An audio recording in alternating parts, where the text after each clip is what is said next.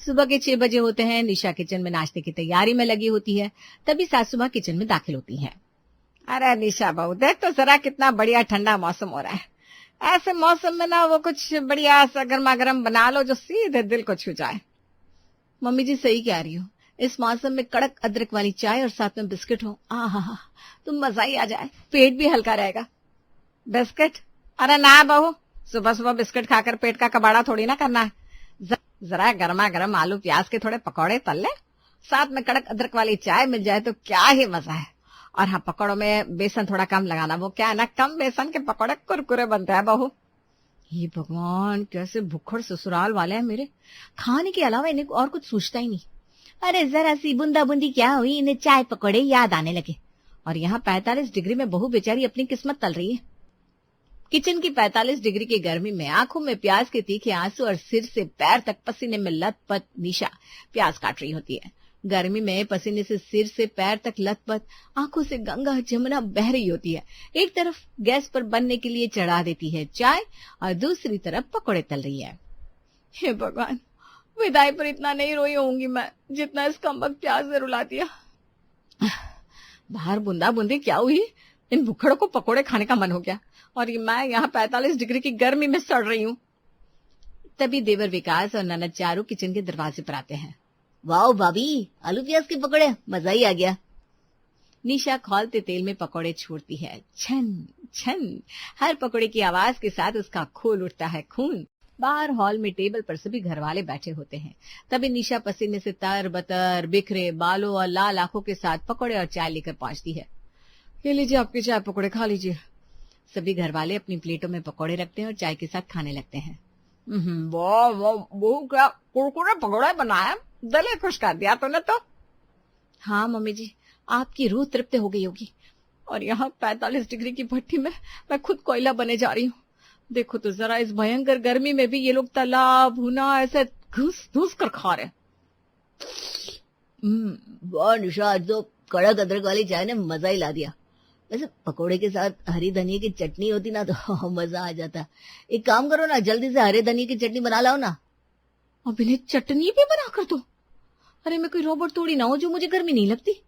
तभी ससुर जी डकार मारते हुए कहते हैं, अरे भाई मानना पड़ेगा, सुबह का नाश्ता ऐसा हल्का फुल्का ही होना चाहिए, पेट एकदम हल्का रहता है। हल्का फुल्का? और एक प्लेट भर का आलू प्याज के पकोड़े ठूस किए और हल्का फुल्का कह रहे हैं। अरे ये इंसान है भी या नहीं। तभी रोहित निशा से कहता है, अरे निशा तुम भी खाओ ना, खड़ी क्यों? तुम ही खाओ ये पकोड़े। अभी नाश्ता खत्म ही हुआ था कि सासू माँ अपनी प्लेट एक तरफ खिसकाते हुए मुस्कुराते हुए कहती है, बहू दोपहर के लंच का भी सुन ले, ज्यादा ताम झाम मत करियो। बस बढ़िया मसालेदार राजमा चावल और साथ में थोड़ी सूखी सब्जी और साथ में सभी के लिए 2 गर्मा गर्म फूली हुई रोटियां सेक लेना। निशा बिना कुछ बोले दांत पीसती हुई किचन में चली जाती है और साड़ी का पल्लू कमर में कसते हुए अपनी फूटी किस्मत को कोसती हुई बर्तनों के पहाड़ की तरफ बढ़ जाती है। ये लोग हैं या दानव, इनका पेट ही नहीं भरता। अरे सुबह नाश्ता तो इनका ऐसे होता है जैसे रात का डिनर। अभी नाश्ता हुआ नहीं कि दोपहर के खाने की चिंता सताने लगी इन्हें। और यहाँ बहू गर्मी में पसीने से बेहाल किचन में दिन भर मरती रहे। फिर निशा नाश्ते के बर्तनों का ढेर साफ करके घर के बाकी के काम निपटाकर थोड़ी देर अपने कमरे में जाकर अभी एसी चलाकर 2 मिनट बैठी ही थी कि निशा की नजर घड़ी की सुई की तरफ जाती है। ये लो, इस घड़ी को भी ना मुझसे जैसे दुश्मनी है। इतनी जल्दी 1 बज गया। चलो भी लग जाओ अपनी दिहाड़ी पर। दोपहर के 1 बजे बाहर 45 डिग्री की भयंकर गर्मी। निशा किचन में गैस पर एक तरफ राजमा उबालने है तो दूसरी तरफ गैस पर चावल चढ़ा देती है। फिर रोटियों के लिए परात में आटा गूंथ कर रख देती है। इतने में राजमा भी उबल जाता है। फिर उन्हें प्याज टमाटर हरी मिर्च का तड़का लगाकर ऊपर से धनिया डालकर फिर निशा रोटियां सेकना शुरू करती है कि सासू माँ किचन में आधम की। अरे बहू, राजमा के साथ थोड़ा सूखा सूखा लगेगा, फ्रिज में थोड़ी भिंडी पड़ी है ना, उन्हें निकाल कर थोड़ी करारी सी भुजिया बना ले और विकास के लिए रसीले आलू मटर भी छौंक दे। चारों के लिए थोड़ा पास्ता बना देना, ज्यादा ताम झाम मत करियो। हाँ, और साथ में ना घी का रायता जरूर बना लेना, गर्मियों में खाने से फायदा करता है। निशा गैस पर रोटी सेकते हुए ज्यों की त्यों रह जाती है और रोटी जलकर कोयला हो जाती है। अरे रे बहू, ध्यान कहाँ है तेरा, रोटी जला डाली। सासू माँ के जाने के बाद निशा ने चिमटे को इतनी जोर से पकड़ा कि चिमटे की रूह भी कांप गई होगी। वाह जी वाह, थोड़ी सी भिंडी और आलू मटर, ननद के लिए पास्ता। हे भगवान, ये मेरा ससुराल है या खाओ पियो खिसको का कोई हाईवे वाला ढाबा। जब मन किया मुंह उठाकर किचन में चले आते हैं, बहू ये बना दे, बहू वो बना दे। अरे 45 डिग्री में बहू यहाँ खुद फ्राई हो रही है और इन अजगरों को वैरायटी चाहिए। तो जाने कौन से जन्म का बदला ले रहे हैं मेरे ससुराल वाले। इंसान है या दानव, पेट ही नहीं भरता।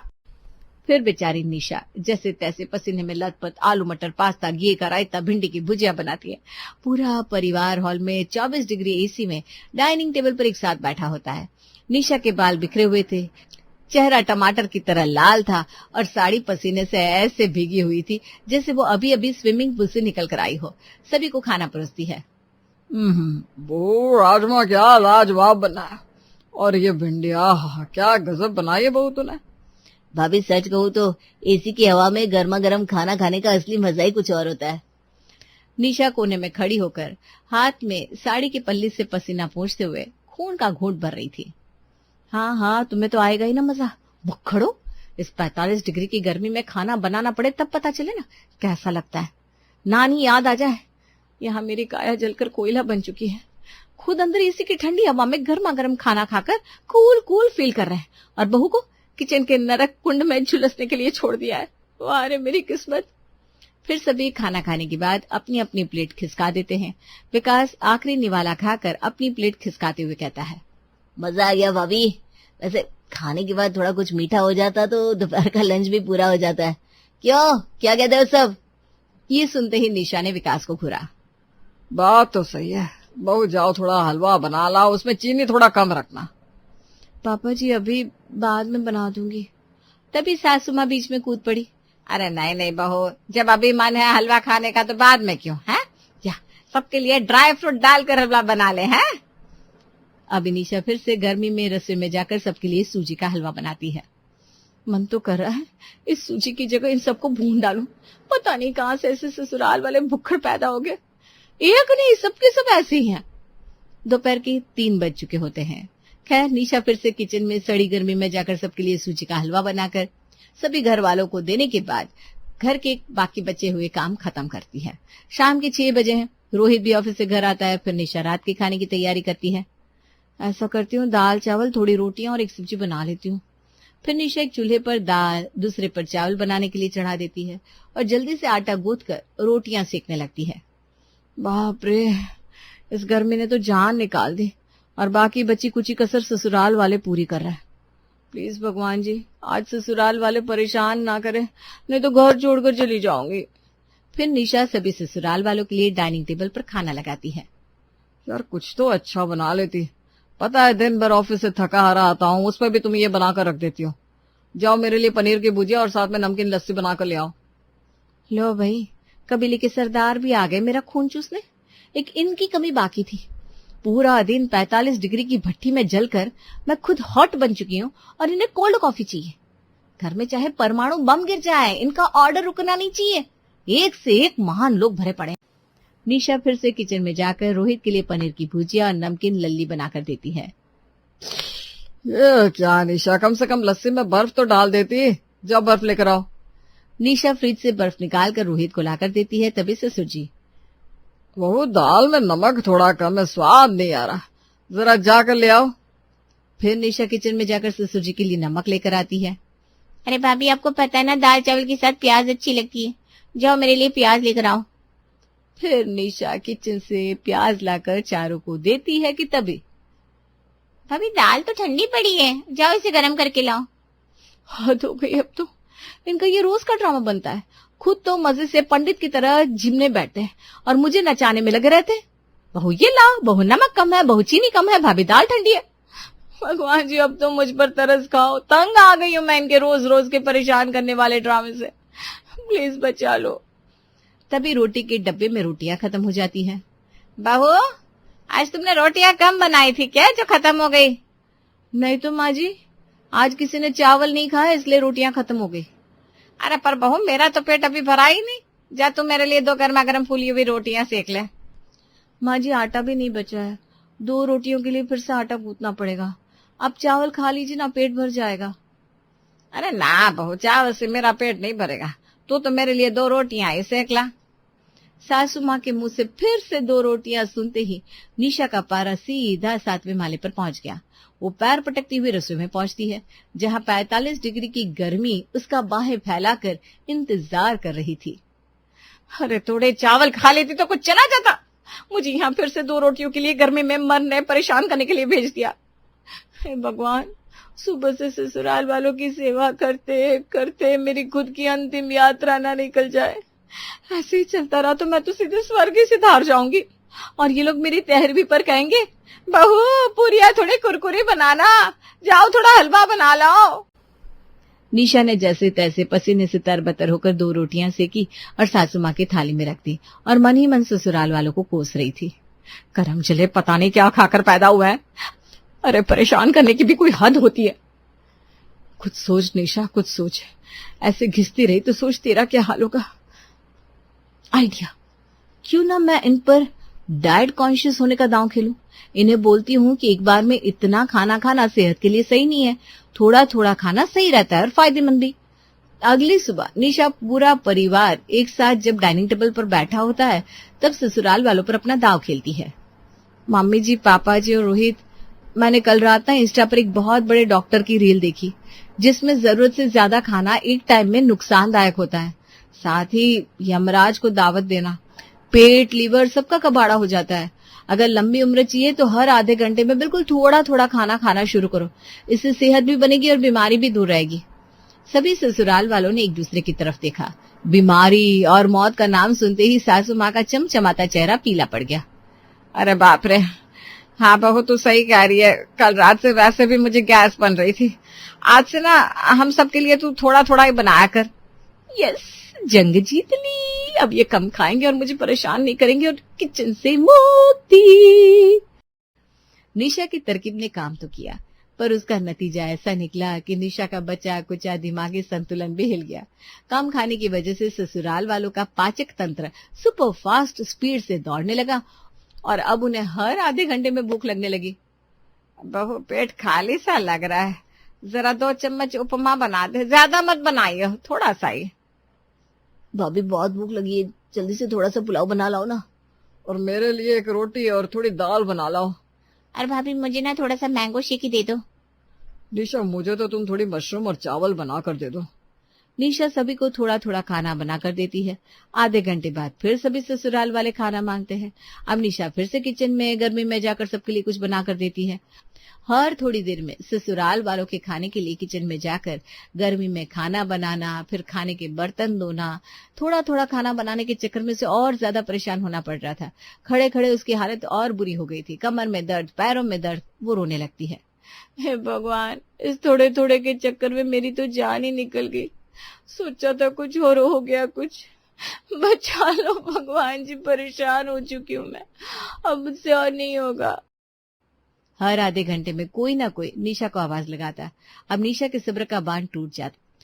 पूरा परिवार एक साथ डाइनिंग टेबल पर बैठा हुआ खाना खा रहा होता है। निशा हाथ में करछली लिए पहुंच जाती है। बस बहुत हुआ, थोड़ा थोड़ा, मुझसे अब 1 कप चाय भी नहीं बनने वाली। या तो इस घर में खाना बनाने वाली रख लो, नहीं तो मुझे मेरे मायके छोड़ाओ। मैंने सोचा था इंस्टा पर डॉक्टर की रील बताकर तुम लोग थोड़ा थोड़ा खाओगे तो मुझे परेशान कम करोगे, पर यहाँ तो पासा ही उल्टा पड़ गया।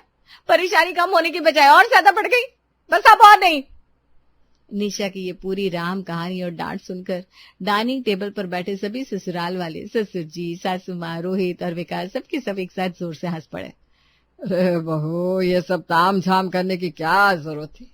इतनी नौटंकी करने के बजाय हमें पहले ही बता दिया होता, हम कब से तेरे लिए कुक रख देते। हाँ बहू, तूने तो बेकार में डॉक्टर की रील का बहाना बनाकर हमें भूखा मार डाला। तूने पहले क्यों नहीं कहा कि तुझसे खाना नहीं बन रहा? हम तो अगले ही दिन बाई रख लेते। ये सुनना था कि निशा का बचा कुछ हौसला भी जमीन पर आ गिरा। सब एक झटके में मजाक बन गया। वो वहीं डाइनिंग टेबल के कोने में बैठ गई और अपना सिर पकड़कर जोर जोर से रोते हुए सुबकने लगी। मतलब, हे भगवान, हे लोगों को कुक रखने में कोई प्रॉब्लम ही नहीं थी। मैं यहाँ सुबह से अपनी किस्मत तवे पर सेक रही हूँ, आंखों से गंगा जमुना बहा रही हूँ, पूरा शरीर कोयला बन गया, और ये लोग कह रहे पहले बता देती है। मैं खुद का ही पोपट बनवा बैठी। निशा को इस तरह रोते और सुबकते देख रोहित मुस्कुराते हुए निशा को गले लगा लेता है। क्या निशा, तुम भी कमाल हो यार। और फिर ससुराल वाले कुक रख लेते हैं और अगले ही दिन से कुक किचन संभाल रही होती है और निशा से भी ससुराल वालों के साथ एसी में बैठकर मजे से खाना खा रही होती है। शांति कुंज निवास, जिसकी खिड़कियां दरवाजे टूटे हुए हैं। घर में चारों तरफ गंदगी और जाले हैं। वहां सावित्री जी आंगन में लगी तुलसी की पूजा करती है और वापस हॉल में आकर पति की पेंटिंग साफ करती है। देखा जी, आपके जाते ही ये पूरा घर कैसे बिखर गया। टूटे दरवाजे, खिड़कियां, गमले और ये तस्वीरें। जब तक आप थे, इस घर की रौनक देखते ही बनती थी।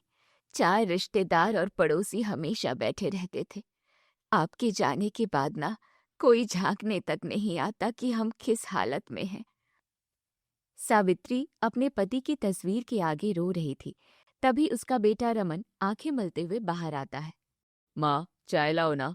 दूध नहीं है घर में और ना ही मेरे पास इतने पैसे हैं कि मैं दूध लेकर आऊं और चाय बनाऊं। खुद कमाओ और फिर पियो चाय। इतने में ही उसकी बेटी प्रिया और बेटा अमन भी अपने कमरे से बाहर आते हैं। मम्मी, मेरे पुराने हो चुके हैं कपड़े, मुझे शॉपिंग पर जाना है, पैसे दो। बस, मेरे पास अब कुछ नहीं है। जो था तुम सब ने बर्बाद कर दिया। इस घर का क्या हाल कर दिया है तुम लोगों ने। अगर तुम चाहते तो अपने बाप के ना रहने पर उनका कारोबार आगे बढ़ा सकते थे, लेकिन तुम सबको अय्याशी करनी है। माँ, मुझ पर और क्यों भड़क रही हो? पापा ने अपने होते हमें कभी जिम्मेदारी का एहसास नहीं दिया और अचानक ये सब हो गया कि हम कुछ समझ ही नहीं पाए और सब बर्बाद हो गया।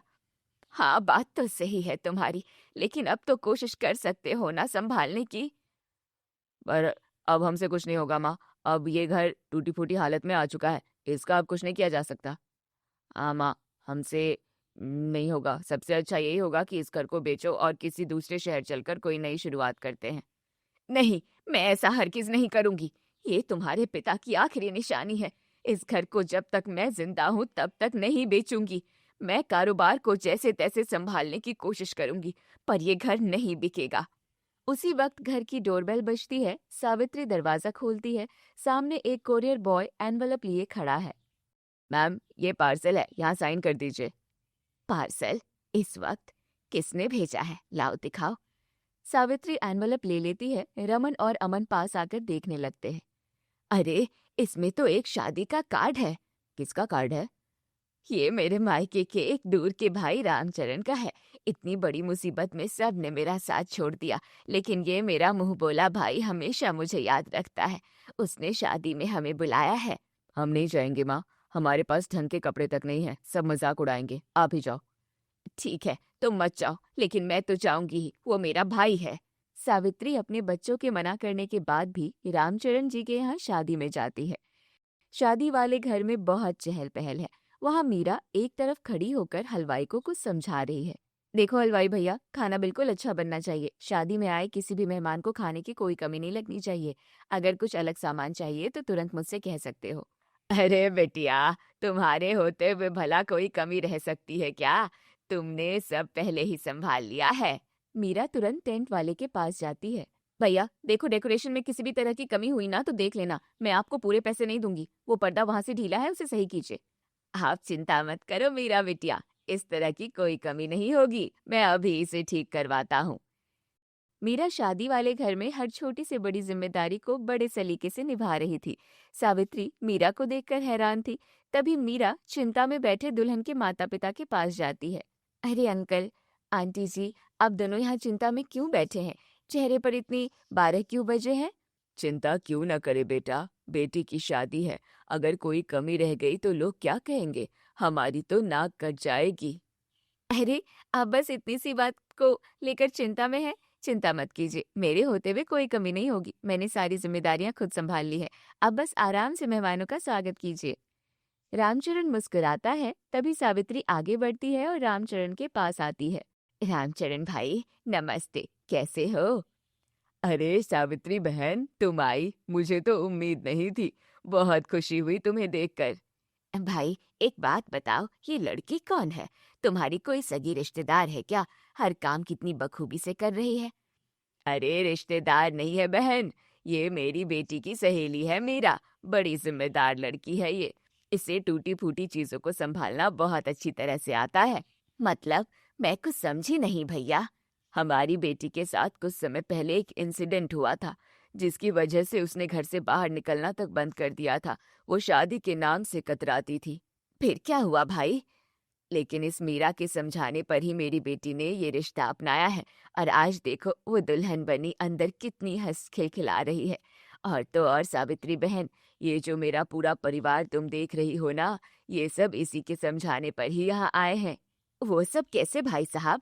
बहन, इन लोगों ने तो हमसे पुराने झगड़े के कारण रिश्ता ही तोड़ दिया था। इसने सबको एक कर दिया। ये लड़की ही मेरे टूटे फूटे घर को फिर से जोड़ सकती है, मेरा घर परिवार संभाल सकती है, अगर ये मेरे घर की बहू बन जाए तो। सावित्री मीरा के बारे में सपने सजा लेती है। रामचरण जी की बेटी की शादी के बाद सावित्री जी रामचरण जी के पास जाती है। रामचरण भाई, मुझे आपसे एक जरूरी बात करनी है। आपसे तो मेरे घर की सच्चाई छुपी नहीं है। मेरा घर बिखर चुका है। अगर आप चाहें तो मेरा टूटा फूटा घर फिर से बन सकता है। कैसे बहन? मैं इसमें क्या कर सकता हूँ? वो लड़की मीरा जो आपकी बेटी की सहेली थी, अगर वो मेरे घर की बहू बन जाए, मेरे बड़े बेटे रमन की पत्नी बन जाए, तो मेरे घर में उम्मीद की एक नई किरण जाग सकती है। अरे नहीं बहन, मीरा बहुत स्वाभिमानी लड़की है। वो ऐसे बिखरे और टूटी फूटी हालत वाले घर में शादी बिल्कुल भी नहीं करेगी जहाँ कोई कमाई का जरिया ना हो, और उसके माता पिता भी तैयार नहीं होंगे। देखो भाई, मैं आपसे विनती कर रही हूँ, अगर किसी का घर बसाने के लिए थोड़ा सा झूठ बोलना पड़े तो क्या बुराई है? बस इतना कर दो मेरे लिए। मैं लड़की को कोई दुख नहीं होने दूंगी, ये मेरा वादा है। तुम बस उनके घर वालों से कह दो कि हमारा परिवार अच्छा है और लड़का पढ़ा लिखा है। ठीक है बहन, तुम्हारे परिवार को बचाने के लिए मैं मीरा और उसके घर वालों से थोड़ा झूठ बोल दूंगा। मैं कह दूंगा कि तुम्हारा बेटा यूपीएससी की तैयारी कर रहा है, बाकी सब भगवान पर छोड़ दो। आपका ये एहसान मैं जिंदगी भर नहीं भूलूंगी भाई। रामचरण जी मीरा के माता पिता से बात करके मीरा की शादी सावित्री जी के बड़े बेटे रमन के साथ करवा देते हैं। मीरा दुल्हन के जोड़े में घर के अंदर कदम रखती है और घर की बदहाली, टूटे दरवाजे, फैला हुआ सामान और चारों तरफ फैली गंदगी को देखकर हैरान हो जाती है।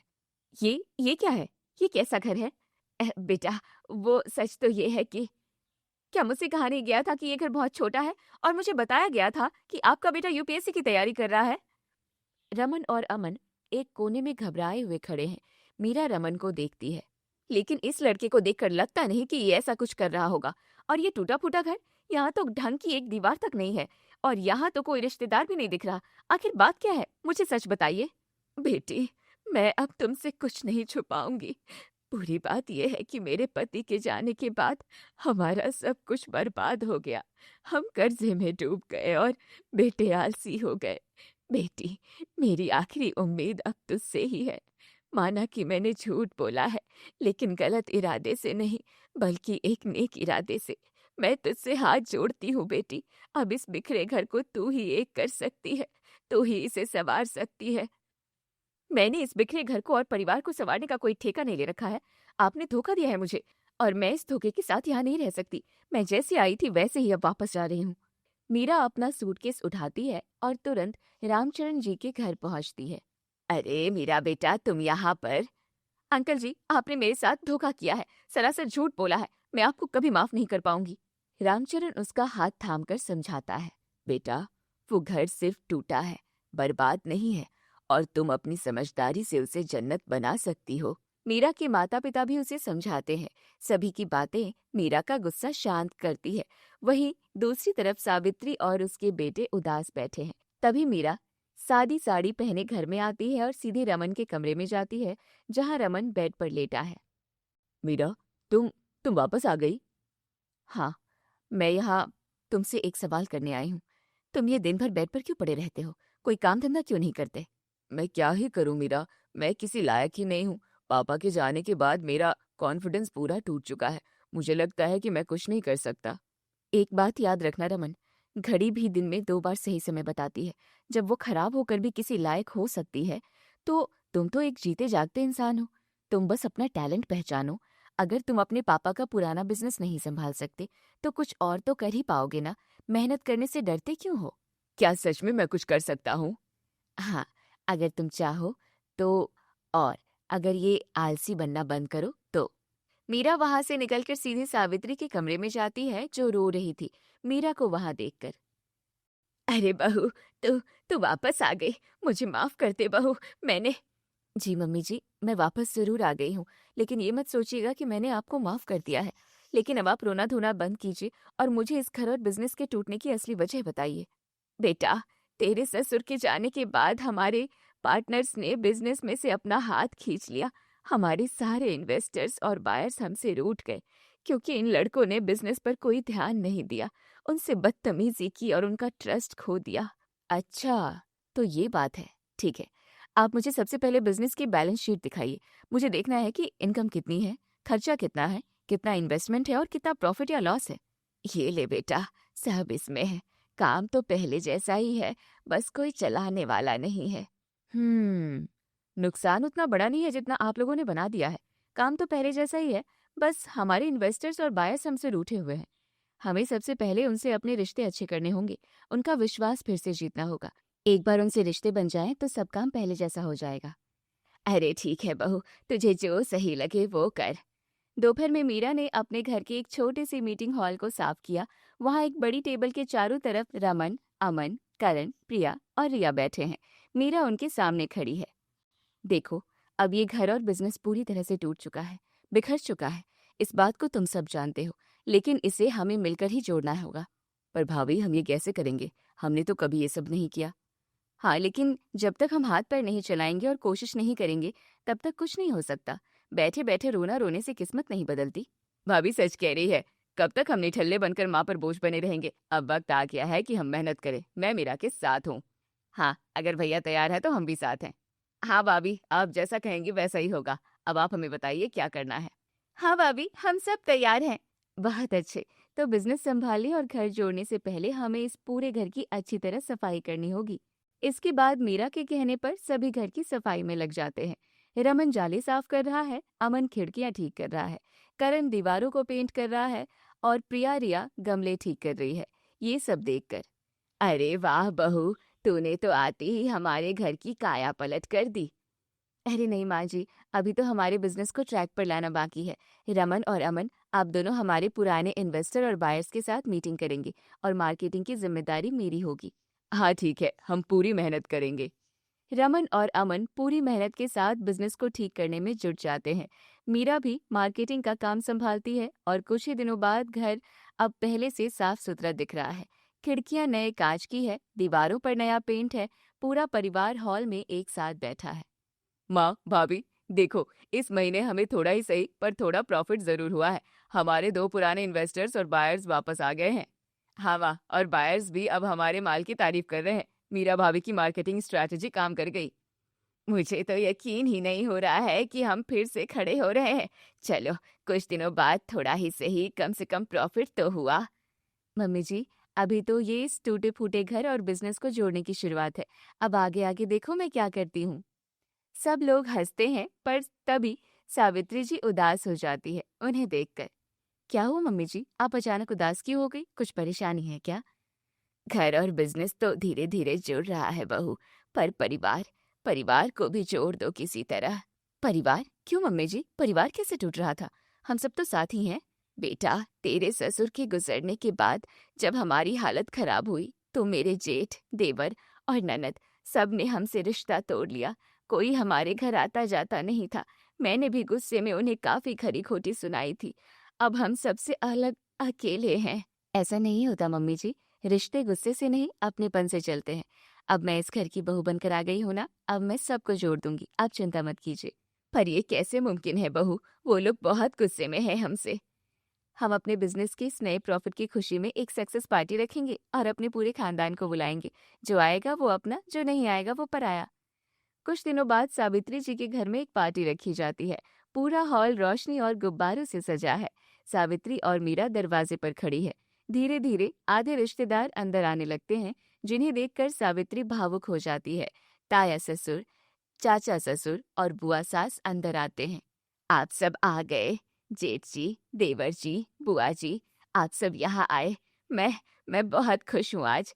गलती मुझसे हुई थी जो पति के ना रहने के बाद मैंने गुस्से में आकर आप सबसे रिश्ता तोड़ लिया था। मुझे माफ कर दीजिए।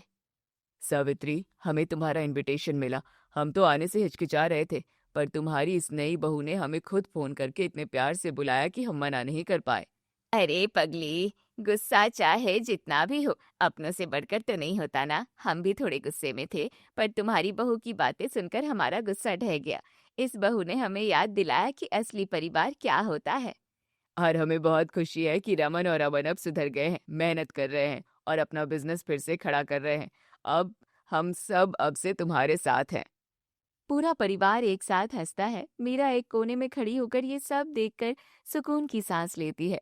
पार्टी खत्म होने के बाद मेहमान चले जाते हैं और मीरा अपने कमरे में आराम करने जाती है। सावित्री दूध का ग्लास लिए उसके पास आती है। बहू, तूने आते ही मेरे इस टूटे फूटे घर को तो संवारा ही, साथ ही मेरे इस बिखरे हुए परिवार को भी संवार दिया। तूने सबको एक कर दिया। तुम्हारा बहुत बहुत शुक्रिया। अरे मम्मी जी, ये तो मेरा फर्ज था। और आपका भी बहुत बहुत शुक्रिया जो आपने मुझे अपना असली टैलेंट दिखाने का मौका दिया। मैं तो पहले समझती थी कि मैं सिर्फ टूटी फूटी चीजें जोड़ सकती हूँ, लेकिन अब आपकी वजह से मैं पूरे टूटे फूटे घरों और खानदान को जोड़ने का काम कर रही हूँ। मुझे खुद पर नाज हो रहा है। तू इस घर की बहू नहीं, इस घर की साक्षात लक्ष्मी है बेटा।